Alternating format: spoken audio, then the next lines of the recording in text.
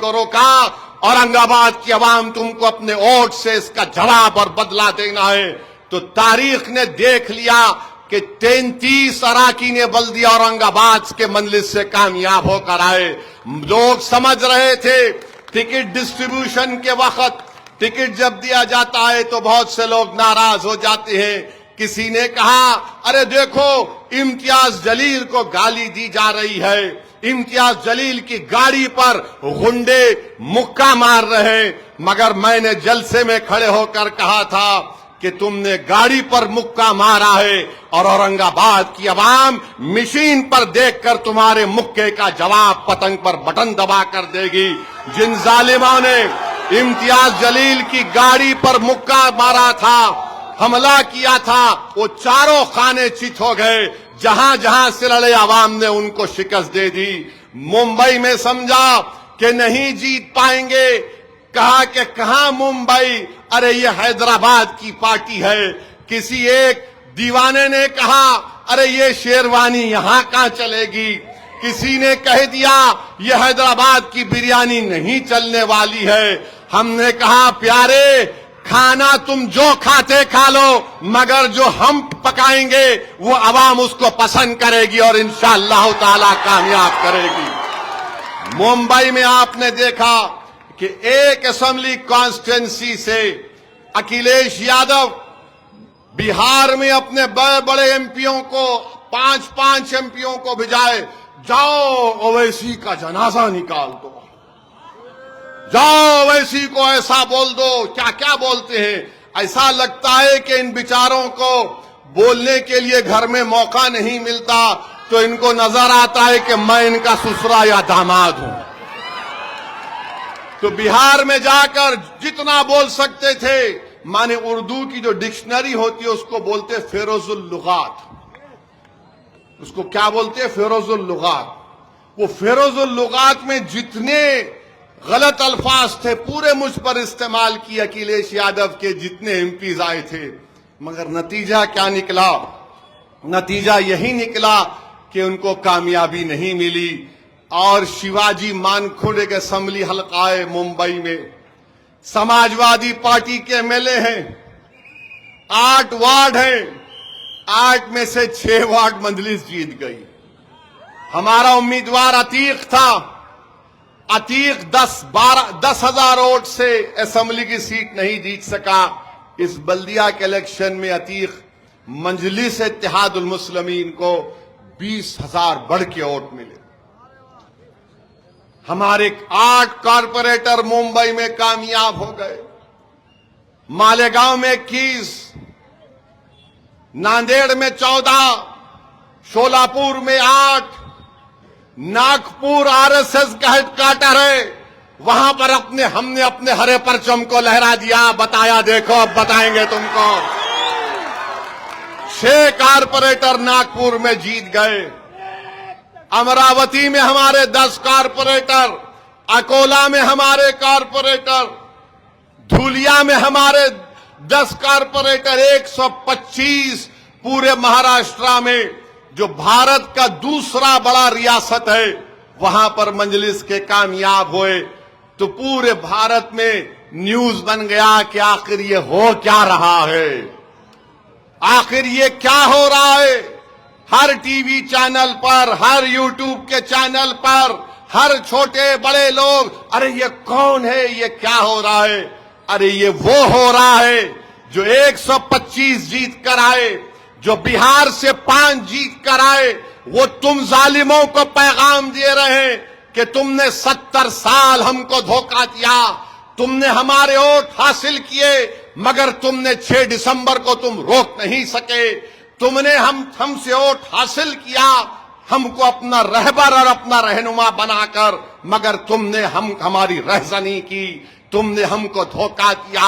अरे बिहार से जो पैगाम निकल गया वो महाराष्ट्र के गली कूचों में, मुंबई के शहर में पहुंच गया। तो मैं नलगुंडा और तेलंगाना की आवाम से दरमंदाना अपील करता हूं कि आपको अपने वोट से 11 तारीख के दिन मंजलिस को कामयाब और कामरान करना है। मैं आपको बताना चाह रहा हूं ये आपकी इज्तिमाई कामयाबी होगी, ये असदुद्दीन ओवैसी की, रज़ीउद्दीन की कामयाबी नहीं होगी। ये तुम्हारे सियासी सोच की कामयाबी होगी, ये तुम्हारे मिली तड़प की कामयाबी होगी। ये तुम्हारा वोट वक्फ की जायदादों की हिफाजत के लिए इस्तेमाल होगा। आपका वोट आपकी अमानत है, इसका अच्छा इस्तेमाल करिए। ये असेंबली और पार्लियामेंट का इलेक्शन नहीं है, ये लोकल बॉडी का इलेक्शन है, ये लीडर को बनाने का इलेक्शन है। ये आपके गली के मसाइल को और आपकी सियासी इत्तेहाद के मजारा दिखाने का एक बेहतरीन मौका आपको 11 तारीख के दिन मिलने वाला है। मैं आपसे फिर से अपील कर रहा हूं कि अपने के वोट का सही इस्तेमाल करिए। डरने और घबराने की जरूरत नहीं है। अगर मंजलिस के मुखालिफिन पैसे बहाते हैं पानी की तरह और आपको लगता है कि नहीं वो पैसा ठीक नहीं है, पैसे लीजिए, किसी के गरीब के घर में बैतुल खला बना दो। अगर आपको आप समझते कि नहीं पैसे लेना अच्छा है, ले लो, कौन रोक रहा? खाजा का लंगर है, लूटो। 50 साल से नहीं लूट रहे। गारत का गला है, भरता नहीं है, कभी गाड़ी तो कभी हा, इन्हों तो उन्हों, मगर एक मामले में दोनों बराबर है। लाओ, आने दो। झूठा हाथ झटकते नहीं है लोग गरीबों की तरफ, चाहे वो गरीब मुसलमान हो, दलित हो या बैकवर्ड क्लास हो। तो मेरी आपसे दर्दमंदाना अपील है कि आप पतंग के निशान पर सुबह के अवलीन सातों में अपने घर से निकलकर अपने वोट का इस्तेमाल करिए। और हमारे मुल्क में जो कुछ भी हो रहा है वो आपके सामने। अफसोस होता है कि आज से थोड़े दिन पहले उत्तराखंड में एक जगह है, कोटवार नाम है, वहां पर एक हमारे वकील अहमद साहब की 30 साल पुरानी दुकान है और दुकान का नाम है बाबा ड्रेस शॉप। 26 जनवरी के दिन हम यौम जमहूरिया मनाते हैं। पूरे देश में रिपब्लिक डे या यौम जमहूरिया के तौर पर मनाया जाता है कि हमने उस दिन भारत के आईन को अपनाया था, जिसको बाबा साहिब अंबेडकर ने बनाया था। तो उस दिन उत्तराखंड के कोटवार में वकील अहमद की दुकान पर बजरंग दल के लोग चले गए और जाकर उनको गाली गलौज और डरा रहे थे, धमका रहे थे कि तुम कैसे बाबा ड्रेस शॉप का नाम लिखते हो, तुम बाबा निकालो। तो उतने में एक हमारा हिंदू भाई जिसका नाम दीपक कुमार है, जिम चलाता है, वो आवाजें सुनकर आया और उसने कहा कि तुम होते कौन हो कि तुम वकील अहमद से कहो जो दुकान 30 साल से कोटवार में है, नाम बदल दो। उसने बजरंग दल के उन तमाम लोगों के सामने, जालिमों के सामने खड़े होकर उनसे बातचीत की, उनको भगाया वहां से। तो बाद में देहरादून से और दूसरे मुकाम से पूरे बजरंग दल के लोग गाड़ियों में आते हैं और उस दीपक कुमार से जब पूछा गया तुम्हारा नाम क्या है, तो उसने कहा मेरा नाम मोहम्मद दीपक है। लोगों ने बोला तू मोहम्मद दीपक क्यों बोला? तो उसने कहा भारत में सब बराबर हैं, जो संविधान भारत का बराबर है। ये बांकड़े पहलवान जिनके चड्डों में से मोंढे पलट गए बजरंग दल के ये बच्चे ग्रुप में आकर गालियां दे रहे उसको पुलिस के सामने, गालियां दे रहे कि तू तेरा नाम मोहम्मद दीपक बोलता है। पुलिस, हजरत पुलिस बैठ के तमाशा देख रही है। उत्तराखंड में बीजेपी की सरकार है और फिर वो लोग नेशनल हाईवे को रोक देते हैं घंटे के लिए। उत्तराखंड की पुलिस उनको ऐसा देख रही है कि जैसा उनके दीवान खाने में बैठकर करी पफ खा रहे हैं। नेशनल हाईवे पर बैठ गए और गालियां दे रहे उस दीपक कुमार को। आप बताइए क्या ये रूल ऑफ लॉ है? क्या ऐसे कानून की इज्जत बाकी रहेगी क्या? मेरे अजीज दोस्तों और बुजुर्गों, मैं सलाम करता हूं दीपक कुमार को कि उसने उस 70 साल के बूढ़े वकील अहमद की हिम्मत और उनके साथ खड़ा हो गया। यही भारत है। अगर इस तरह के दीपक कुमार के नाम के हमारे हिंदू नौजवान आगे आ जाएंगे तो इस मुल्क से बीजेपी आरएसएस की हुकूमत खत्म हो जाएगी।